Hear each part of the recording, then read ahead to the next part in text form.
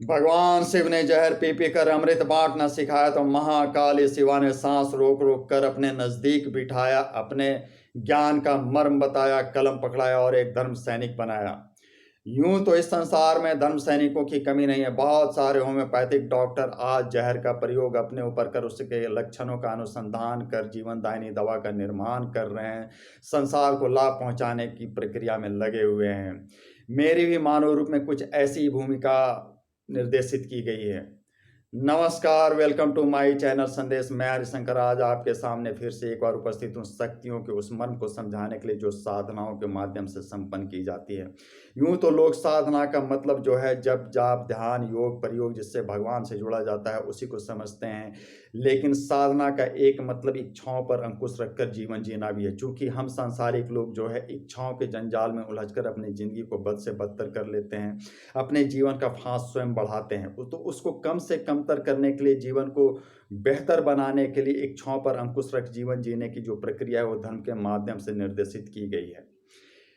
आज इस वीडियो के माध्यम से समझते हैं, एक स्त्री ऐसी रही जिसका वैवाहिक जीवन जो है रंगीन था, लेकिन वैधव्य में आने के बाद जो है सादगी भरा कष्ट आधारित जीवन वो जीने के लिए निर्देशित हो गई और उसी आधार पर वो अपने जीवन जीने का तरीका जो है प्रयोग करने लगी, उसी आधार पर वो अपने जीवन को जीने लगी। यूँ तो हम हिंदुओं के जीवन में बहुत सारा व्रत त्योहार उपवास इस तरीके की व्यवस्था बनाई हुई है जहाँ पर कष्ट को स्वयं धारण करने की, खुशी खुशी धारण करने की व्यवस्था बनी हुई है। ऐसी ही प्रक्रिया के तहत जो है ये मानव अशुद्धि से शुद्धि की यात्रा होती है, इसलिए निर्देशित किया हुआ है।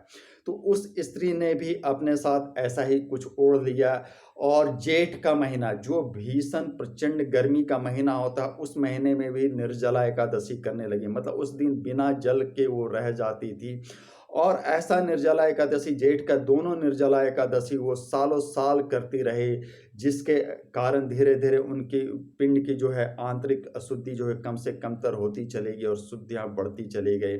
और इस शुद्धि का प्रभाव ऐसा हुआ कि उनकी जो दैनिक दिनचर्या थी उसमें बहुत तरह का बदलाव आ गया। कड़ाके की ठंड में जो है, भीषण प्रचंड ठंड में भी जो है सूर्योदय के पहले उनका स्नान ध्यान की क्रिया हो जाती थी। और प्रचंड गर्मी के मौसम में भी बिना पंखे की हवा का उनका जीवन जो है आराम से चलता था, बिल्कुल एसी में कन्वर्ट हो चुका था शरीर।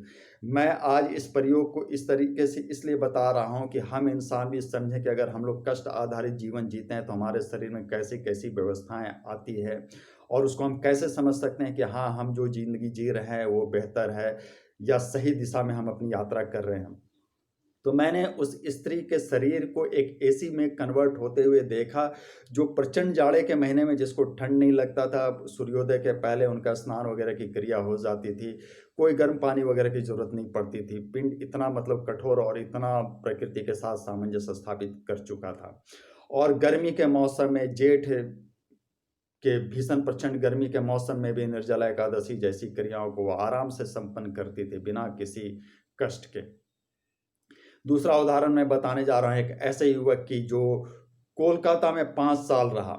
एक अच्छी कंपनी में ऊंचे स्तर पर रहने वाला, काम करने वाला इंसान जिसकी आर्थिक स्थिति अच्छी थी, उसके बावजूद उसने कष्ट को अपने शरीर पर ओढ़ा और बहुत सारे कष्टों के साथ उसने एक ऐसा कष्ट भी जोड़ दिया कि उस प्रचंड भीषण कोलकाता के गर्मी वाले मौसम में, गर्मी वाले शहर में भी जो है बिना एसी का, बिना फ्रिज का 5 साल तक रहा।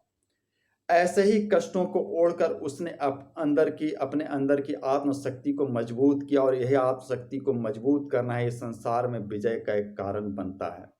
मेरे आज के वीडियो बनाने के पीछे उद्देश्य यही था कि आज जो इंसान इच्छाओं की गुलामी कर जिंदगी जीते हुए मरनासन होता जा रहा है, मरता जा रहा है, उससे वो निकले, वो समझे कि जिंदगी जीने का वो मतलब ही नहीं है, वो एकांगी मतलब है जिंदगी जीने का। एक ये मतलब भी है कि कष्टों के ऊपर विजय प्राप्त करना, कष्टों को धारण करना, अंकुश उस पर रखना, इच्छाओं पर अंकुश कर अपने अंदर की आत्मशक्ति को बढ़ाना, अपनी शक्तियों का जागरण करना, जिससे कि मानव जो है वो अपने विजयी स्वरूप को प्राप्त करे और वो एक अच्छा बेहतर जिंदगी को प्राप्त कर सके।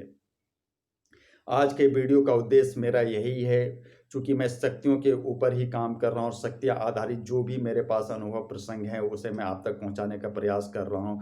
मेरे पिछले वीडियो इसी को ही सिद्ध करते हैं। आप मेरे पिछले वीडियो को भी ज़रूर देखें और आने वाले वीडियो का भी इंतज़ार करें, शेयर ज़रूर करें, चूँकि ज्ञान जो है शेयर के माध्यम से ही लोगों तक पहुँचता है और धीरे-धीरे करके लोग जागृत हों, उन्हें यह समझ में आता है कि उनके अंदर भी कुछ गलतियाँ हो रही है जिसका उन्हें सुधार करना चाहिए, और उसके बाद जब चूक का परिमार्जन होता है तो जीवन स्वयं जो है बेहतर बन जाता है। उसे और किसी ज्ञान की आवश्यकता नहीं रह जाती है।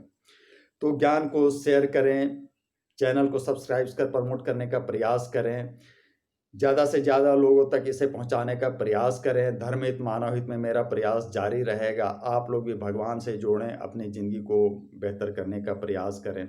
माँ महाकाली की कृपा आप लोगों पर भी बनी रहे। जय महाकाली, जय माँ तारा।